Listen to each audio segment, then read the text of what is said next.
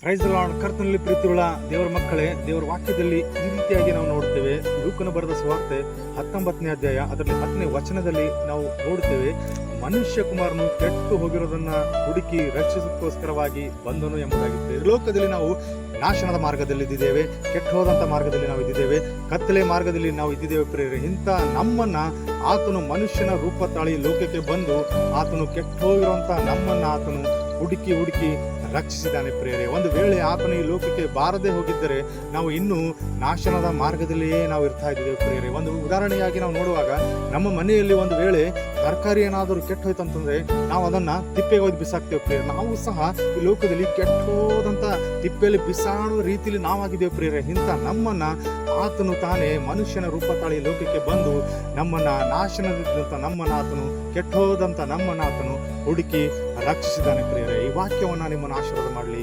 God bless you.